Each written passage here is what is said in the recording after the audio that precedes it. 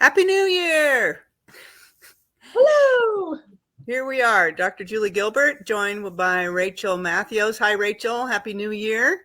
Hi, Dr. Gilbert. Happy New Year to you as well. Here we Yeah, are. here we are. 2022. Can you believe it?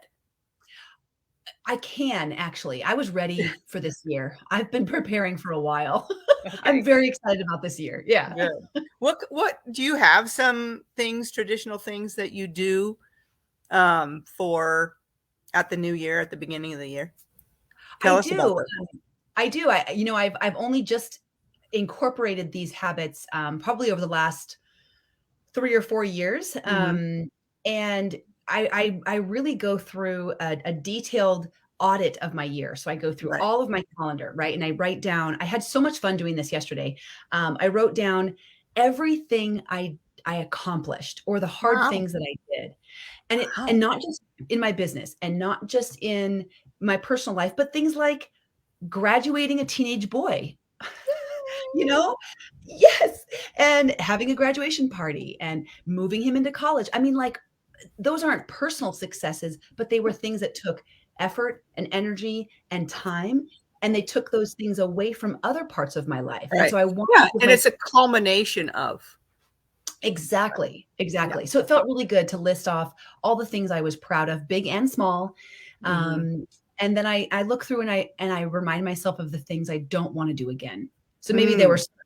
activities or functions or I don't know, just things that you realize were time sucks. They were things that just Right. suck time out of your day, out of your calendar, and they really De-energizing. You're talking about stuff that's de-energizing. totally. Yeah. Yep. Yep. And then, of course, I don't really call it New Year's resolutions because everything I do is ongoing, right? There's not like Mhm. Yeah. a big resolution, but I Right, right, definitely look at what I did and I take things from there and I bring them to 2022. Other things I right. say, goodbye, thank you for your time, farewell, Yes. Yeah, and then reset. How right. about you? Cool. What do you do? So cool. Yeah. Mhm. So, I'm kind of taking this week. I've done some thinking, the weeks up to now, and I'm taking this week to really think through. So I've jotted down, I've made a skeleton of 57 goals for this new year. And Wow. same like you, I've taken stuff that I've done in the past and say, oh, that's good stuff. I'm going to keep doing that. um you know like reading books. And so this week I'm going to find books that I'm going to put in the queue for myself. And Love it's it. not just, so it's just professional books. Mhm. It's books about, so it's about, business, books about, our health and wellness. And then some fun books, Mhm. novels that I throw Yes. in there too. So so I do that sort of thing. I always get my continuing medical education kind of. Mm. I know where the conferences I'm going to go, and so I get the details lined out for that. So but all that it's really helpful to write it all down. And for me, um, I write it out as goals, and I do. And so I will statements, because those are kind Mm. of powerful, empowering. Yes. It's a commitment. I'm making a commitment to myself, that I will do these things. And it's Mhm. not so much to put maybe pressure, a little bit of pressure, a little Mhm. bit of pressure, a little bit of pressure is good. Not a ton of pressure, but a little bit of pressure. And I find the goal writing is, just like you, a really good way to look back and see what the good stuff was, and what I learned and how I grew, what I Mhm. want to continue into, this next year. And then also, dreaming for other things. And so I wrote a I did a blog post. One of my big goals is to write more frequently, but I did an end of the year blog post summarizing the good stuff, from Oregon Weight and Wellness. And you know, we did more. We did more groups. We did more coaching. We needed another coach, Megan. We added Megan. We added yoga. I mean, so many great things that it was good to look back and see, oh my goodness, look at what, and then also look at the victories and accomplishments that our clients, our patients have had too. So, and then look toward the future where we want to go. So anyway, it's good. And it's a good time to kind of think about it. And I like what you said. You don't necessarily make a resolutions, but you make some specific goals that are smart. You know, we use that SMART goal system, right? They're specific, they're measurable, they're attainable, they're, what's the other one? Relevant, and then time bound. They're time sensitive, right? Time They're, sensitive. yeah. Good. And I want to point out one of the things you just said that was so important that I hope people heard is you said the language about your goal. So not sometimes when people set goals, they say things like, I'm going to, or I'm going to think about starting to walk, or I want to. And your language is, I will. And it's a very, it seems small, but it's a very powerful switch of the language for our brain. What our brain hears in, I'm going to try to, well, that doesn't sound like it has any power, but I will. Now there's power. Now there's intention. When I write my goals, I have 10 specific goals that I'm working on every day that I rewrite as a reminder of kind of who I am and my values. And I write in my journal every day. They're the same ones over and over. And I say, I am an intentional, loving mother. I am, so I'm breathing it life, even if it's not true. Yeah, you're speaking into yourself, right? Yeah, which is very powerful. And it's actually not trying to get super spiritual, but in my faith background, that's what God did. He spoke it and it happened. So so there's a lot of power in words, and very much a lot of power in words. I love it. And then writing it down is key and reviewing it on a regular basis. You do yours 10 every day, which is awesome. And that's awesome. And I mean, I think the resolution, I mean, I see both can be good. So I could see the big picture, I had some people have one word, to say where they're going for 2022. I've tried to think about words like that too. But anyway, it's a good time of year. Oh my goodness. I'm in Redmond, by the way, and it is coming down in buckets of snow, huge flakes. I love that for you. Oh, I bet you're just loving that time. Yeah. Now I'm not we went, actually, we're a little behind the 8 ball here. We went out to get some cross country skis, but guess what? They are rented out. I bet.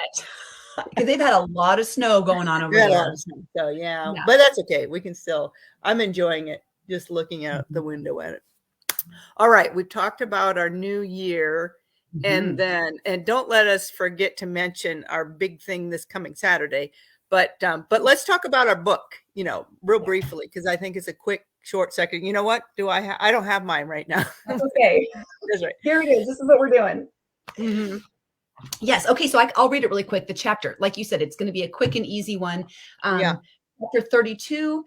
That's another thing we did great. We added this stream, didn't we? Yeah. Awesome. Good for us. Yay. Okay. Go ahead. Sorry.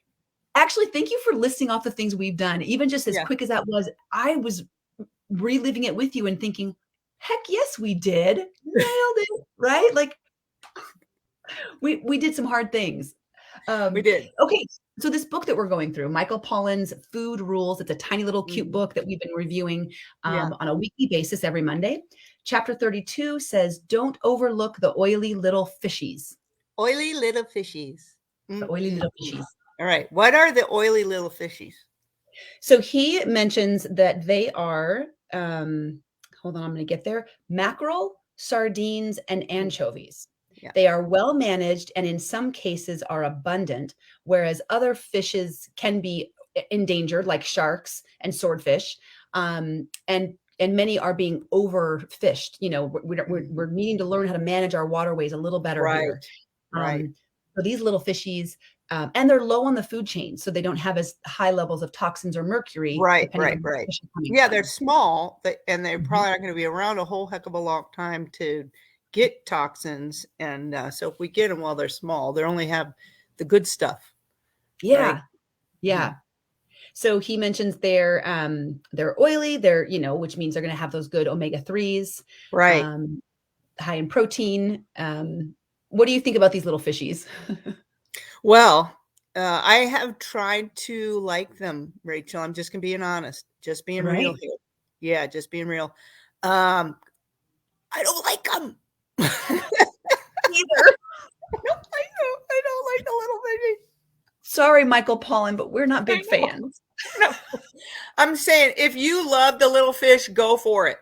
Because yeah, Yes. you're gonna get those omega threes. You're gonna get great protein. Yeah, they are. Mhm. That's great. My son loves sardines, and he Whoa. every time he has a sardine, he's like trying to feed me a bite of it. I'm like, please. Right. Right. I mean, plastered in mustard. Even I mean, the whole thing covered in Oh, mustard. yeah. I don't know. It's too fishy for me. But that Yeah. fishy part, Rachel, is the omega threes. Right. Yeah, That's why when people take you're some, you're you frozen know, with a beautiful um, smile. what was that? Oh, I lost you. Can you hear me? I know. Sorry. Here, I don't know. I'm here. Are you there? Okay. Yes. Yes. You broke out there for a minute. Let's see. Okay. You're back. Okay. That fishy taste that we get Yeah. if you're taking fish oil capsules, right? That's that's the omega 3. That's what the good stuff is. That's omega threes. That's right.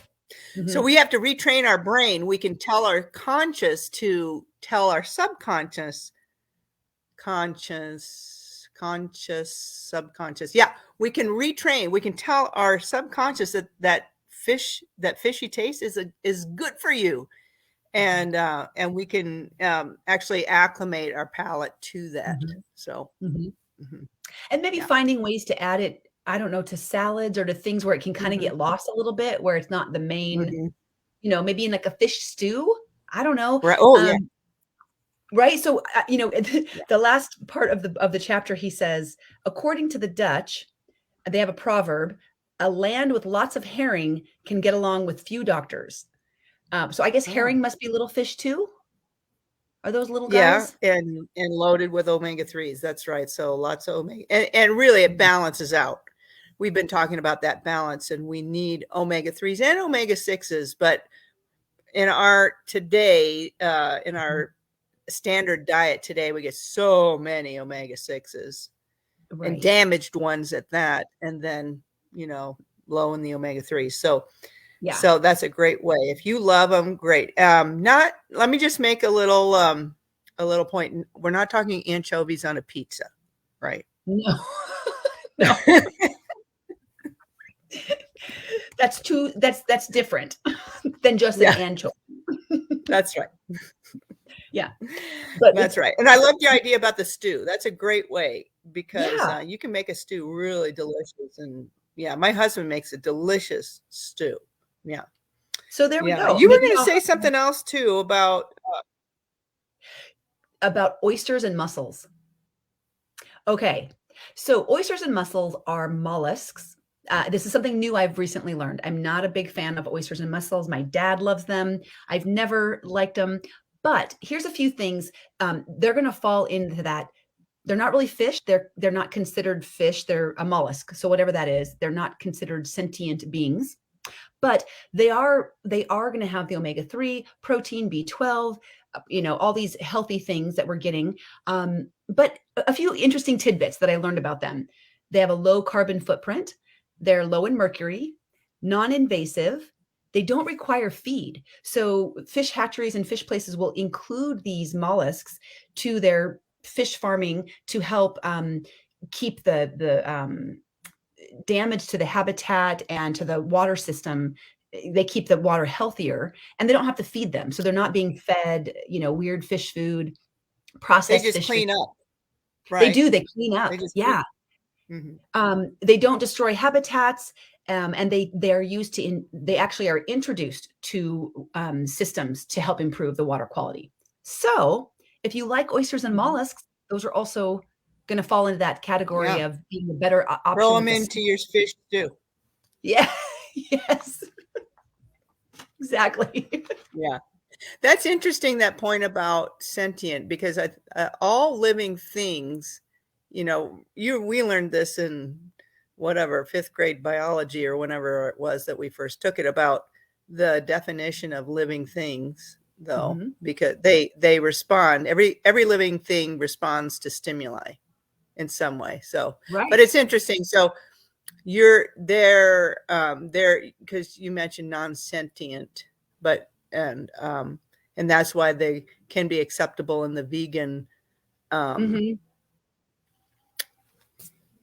Yeah, you so know, I don't mix. in the vegan yeah, in the category of vegan, oftentimes people who are vegan, the purpose is not just to not eat meat, but it's because they don't want to eat another sentient being.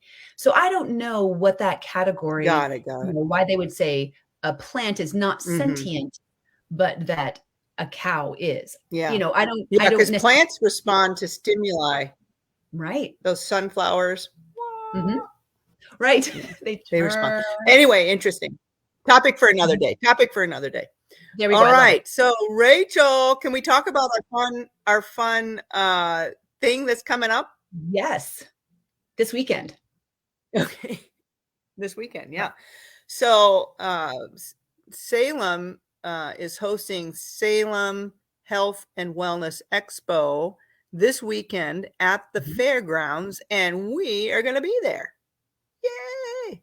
So, we're at booth 357 um, at the Salem Fairgrounds from 10 to 6 on Saturday, January 8th. So we'd love for you to stop on by, and we're going to do fun things like, I know we can take your blood pressure. We're going to have our fancy scale there.